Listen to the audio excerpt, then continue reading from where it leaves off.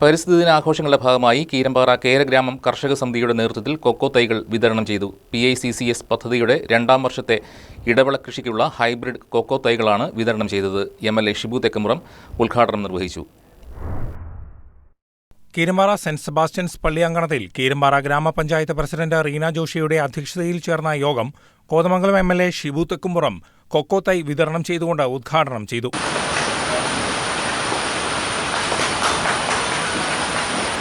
കർഷകരുടെ ആവശ്യങ്ങൾക്ക് വേണ്ടിയിട്ട് വലിയ നേതൃത്വമാണ് വഹിക്കുന്നത്. നമുക്കറിയാം, കർഷകരിന്ന് വലിയ പ്രതിസന്ധിയിലൂടെ കടന്നു പോകുന്ന ഈ കാലഘട്ടത്തിൽ അവരെ ചേർത്ത് നിർത്തിക്കൊണ്ട് അവർക്ക് ആവശ്യമായ എല്ലാ സഹായവും, പ്രത്യേകിച്ച് തൈകളുടെ വിതരണം, വളങ്ങൾ, അതോടൊപ്പം തന്നെ മറ്റ് കാർഷിക ഉപകരണങ്ങളൊക്കെ ലഭ്യമാക്കിക്കൊണ്ടാണ് കേര കർഷക സമിതി കീരമ്പാറയ്ക്ക് അഭിമാനമായ നിലയിൽ പ്രവർത്തിക്കുന്നത്. കേരഗ്രാമം കാർഷിക സമിതിക്ക് വേണ്ടി പ്രസിഡന്റ് ജിജി ഏലൂർ MLA ആദരിച്ചു. പള്ളിവികാരി ഫാദർ മാത്യു കൊച്ചുപുരയ്ക്കൽ പരിസ്ഥിതി സന്ദേശം നൽകി. ബിനു കൊച്ചാടത്തിൽ സ്വാഗതം ആശംസിച്ചു. AK കൊച്ചുകുറു നന്ദി പ്രകാശിപ്പിച്ചു.